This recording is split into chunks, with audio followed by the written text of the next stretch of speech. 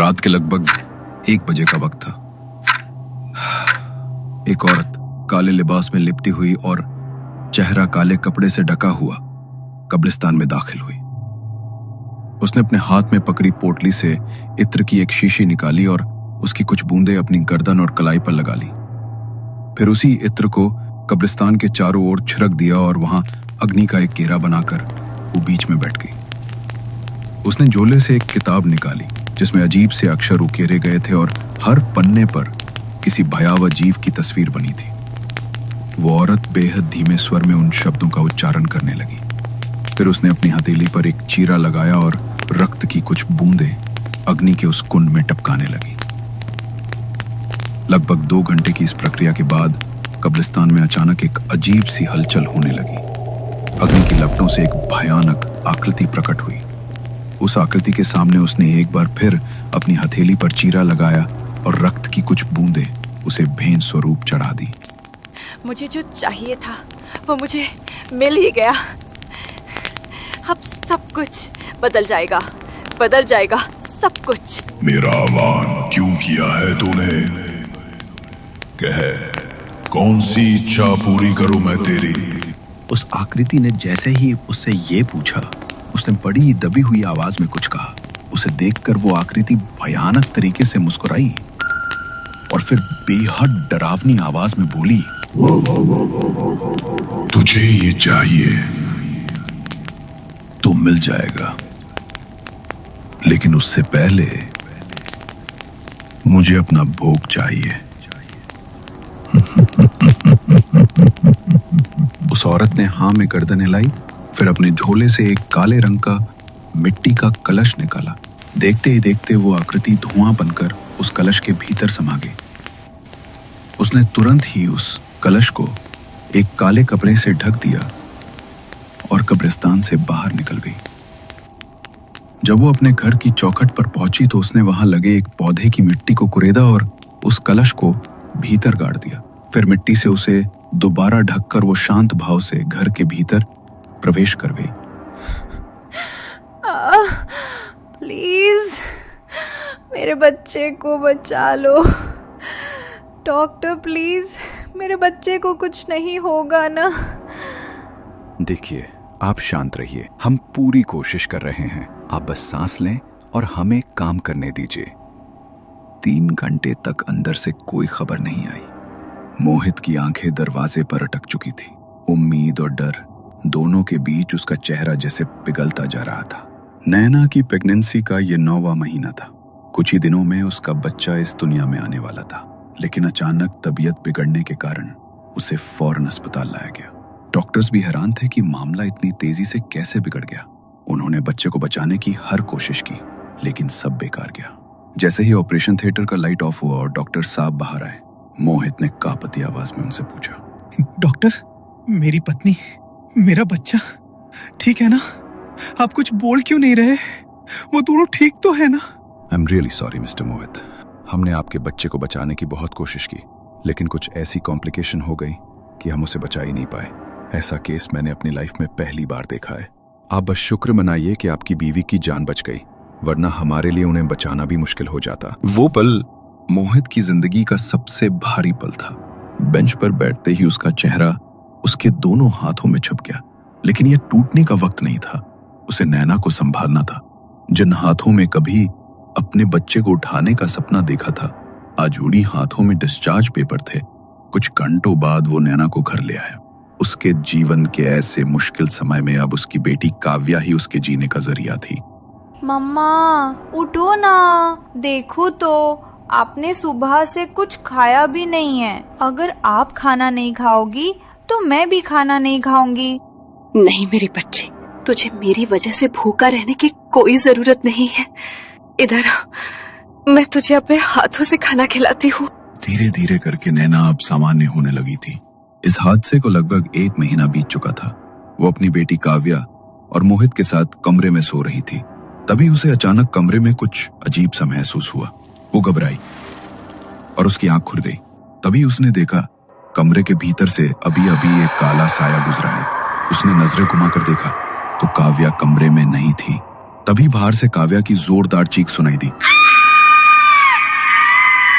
उस आवाज से मोहित की भी नींद टूट गई। नैना और मोहित तुरंत कमरे से बाहर की तरफ दौड़े, लेकिन जो उन्होंने अपनी आंखों के सामने देखा वो देखकर उनके होश उड़ गए। काव्या जमीन पर पड़ी थी और बुरी तरह से तड़प रही थी। ये मेरी काव्या को क्या हो रहा है? उसका शरीर कांप रहा है मोहित, उसकी आंखें देखो। कुछ करो मोहित, प्लीज कुछ तो करो। इससे पहले कि वो कुछ कर पाते, मोहित कुछ समझ पाते, उससे पहले ही काव्या की सांसें रुक चुकी थी। एक तो पहले ही नैना के दिल पर अपने एक बच्चे को खोने का गहरा दर्द था, और अब काव्या के जाने के बाद उसकी मानसिक स्थिति और भी बिगड़ गई। लेकिन ठीक तभी घर में एक नई उम्मीद ने दस्तक दी।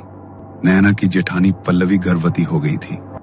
मैं जानती हूँ नैना, इस वक्त तुम्हारे ऊपर दुखों का पहाड़ टूट पड़ा है। शायद मैं तुम्हारा ये गम कम नहीं कर सकती, लेकिन मैं तुमसे एक वादा करती हूँ, जब मेरी संतान इस दुनिया में आएगी तो तुम ही उसकी माँ बनकर उसे पालना। मैं चाहती हूँ कि मेरी संतान को वही ममता मिले जो तुम्हारे दिल में अभी भी जिंदा है। लेकिन दीदी, मैं कैसे माँ बन पाऊंगी?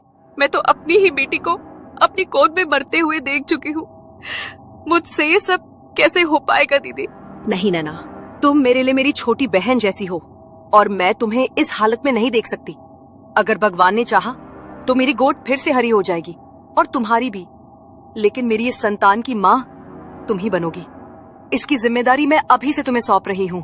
ये बात सुनकर नैना की आंखें भर आई। पल्लवी ने उसे गले से लगा लिया और उस टूट चुकी माँ को एक बार फिर जीने की वजह मिल गई।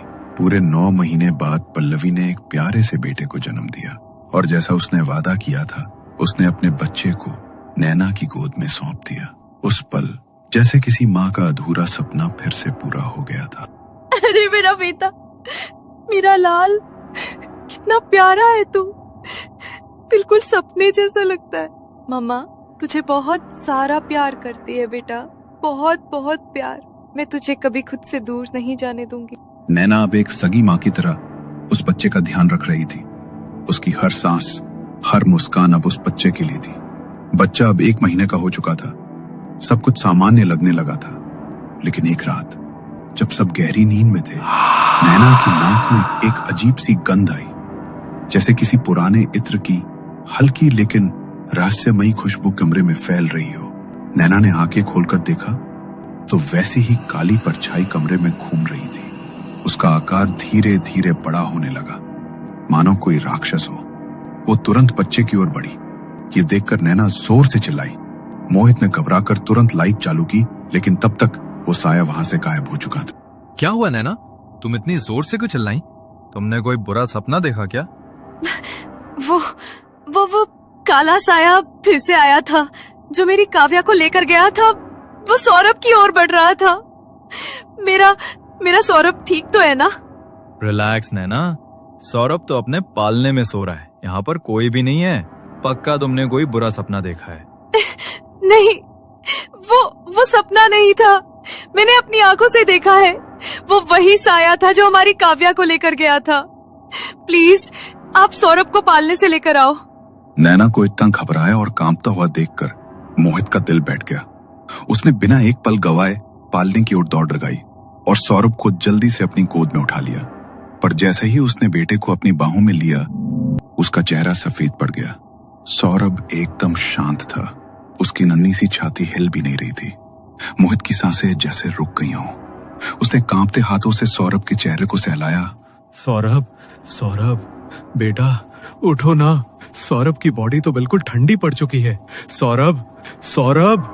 वो तुरंत उसे अस्पताल लेकर गए, लेकिन जैसे ही वो अस्पताल पहुंचे तो डॉक्टर ने बताया कि बच्चा तो काफी देर पहले ही मर चुका है। पल्लवी भी इस बात को बर्दाश्त नहीं कर पाई, क्योंकि उसने अपना जो बच्चा नैना को पालने पोसने के लिए दिया था, उसकी भी जान चली हुई थी। मनहूस, मैंने तुझे अपने बच्चे को सौंपकर बहुत बड़ी गलती कर दी। मुझे पहले ही समझ जाना चाहिए था। जो औरत अपने ही 2 बच्चों को खा गई, वो मेरे बच्चे को कैसे जिंदा रहने देती? मेरी गोद उजाड़ दी तूने मेरा बच्चा छीन लिया। मेरा बच्चा, मेरा लाल, तू उसे भी खा गई। ये तुम कैसे बातें कर रही हो पल्लवी? इसमें बेचारी नैना की क्या गलती है? उसने अपना सब कुछ लगाया उस बच्चे के लिए, और अब जब वो पहले ही टूट चुकी है तब तुम उस पर इल्जाम लगा रही हो। तुम्हें अंदाजा भी है वो किन हालात से गुजर रही है। मुझे भी सौरभ के जाने का उतना ही दुख है जितना तुम्हें है, लेकिन इस तरह किसी को दोष देना बहुत ज्यादा गलत है। नैना पहले ही अंदर से बिखर चुकी है और अब तुम उसकी रही सही हिम्मत भी तोड़ रही हो। जो हुआ वो हमारी किस्मत का दर्द है, उसे जहर मत बनाओ पल्लवी। आप मेरी हालत नहीं समझ पाओगे। एक माँ का दर्द सिर्फ वही महसूस कर सकती है। अरे पूरे 9 महीने अपनी कोख में रखा था मैंने अपने बच्चे को, और इसने 1 महीने में ही उसे मार डाला। पल्लवी बार बार नैना को कोस रही थी। नैना बस सब कुछ चुपचाप सुन रही थी। उसकी आंखों से लगातार आंसू गिरते जा रहे थे। उनके परिवार में तो जैसे ये एक सिलसिला बन गया था, जैसे कोई बच्चों की बलि का इंतजार कर रहा हो। 2 महीने बाद पल्लवी फिर प्रेग्नेंट हुई, लेकिन इस बार उसने वो घर छोड़ दिया। मैं अपनी इस प्रेगनेंसी में इस घर में नहीं रहूंगी। मैं नहीं चाहती कि मेरे बच्चे पर इस मनहूस की नजर भी पड़े।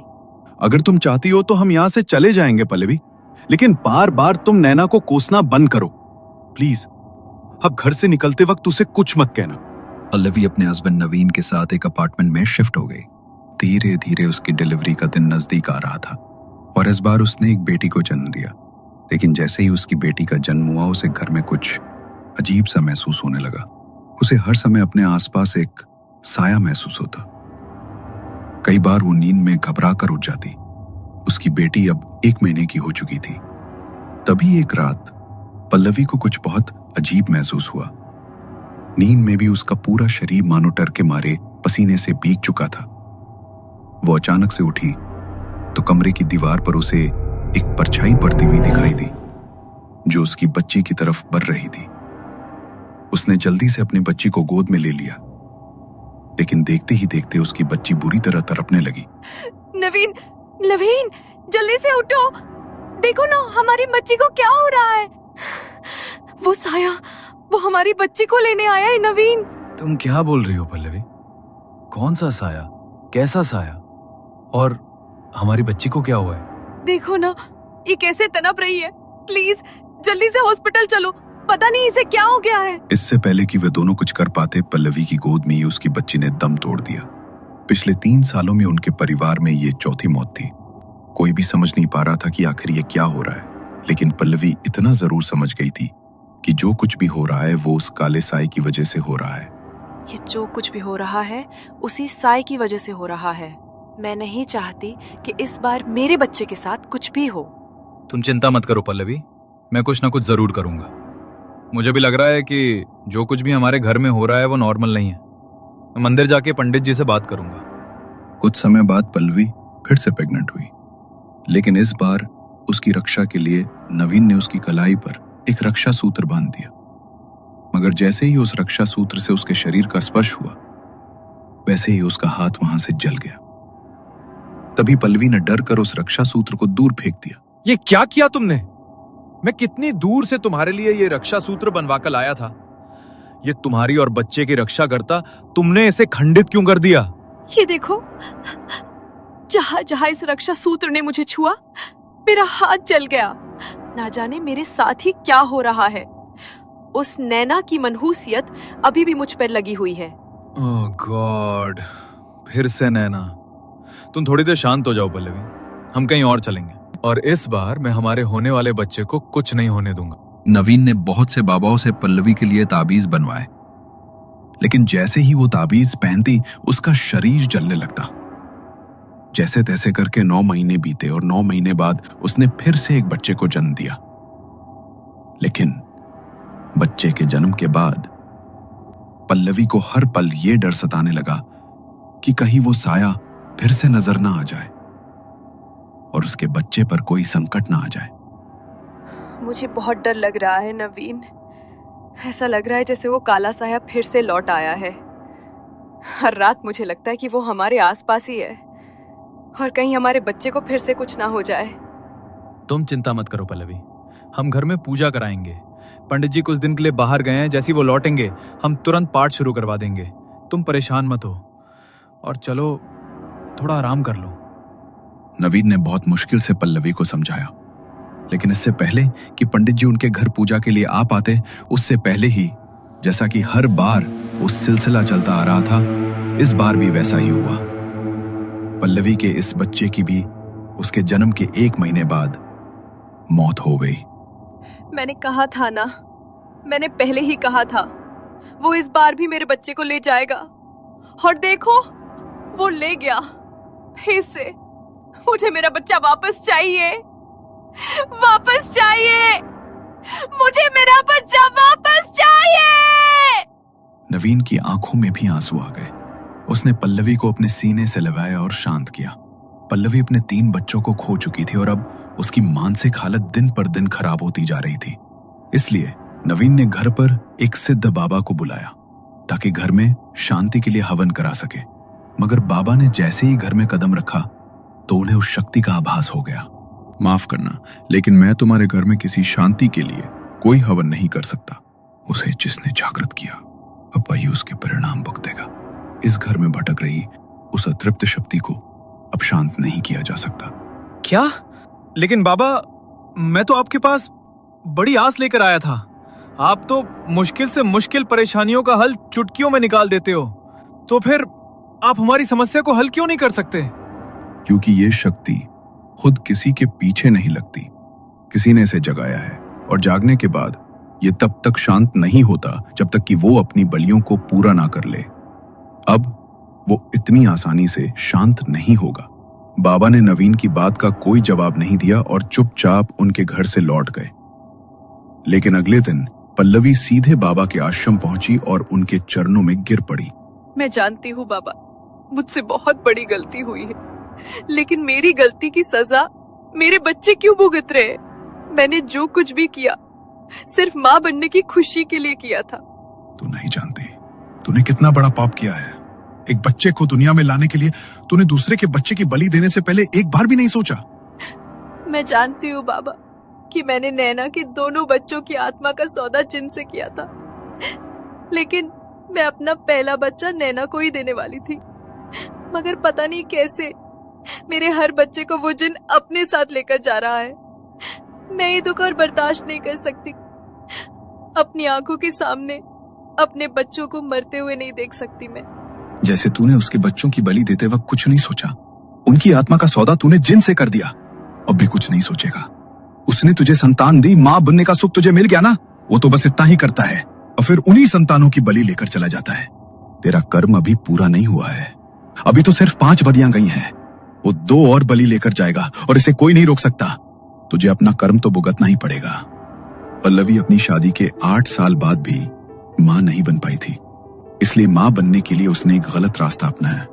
उसने जिन की साधना की और अपनी संतान के बदले नैना के 2 बच्चों की आत्माओं का सौदा कर दिया। लेकिन जिन से किया गया सौदा कभी भी इतना आसान नहीं होता।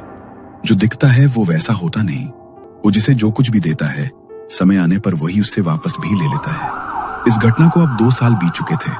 इन 2 सालों में पल्लवी अपने 2 और बच्चों को खो चुकी थी। जिन की 7 बलियां पूरी हो चुकी थी। भगवान की कृपा से नैना अब दोबारा मां बन चुकी थी। लेकिन पल्लवी अपनी आंखों के सामने अपनी ही गलती के कारण अपने 5 बच्चों को एक एक कर तड़पते हुए मरते देख चुकी थी। अब वो अपना मानसिक संतुलन खो बैठी थी और उसका नया पता था मेंटल हॉस्पिटल का बेड नंबर 13।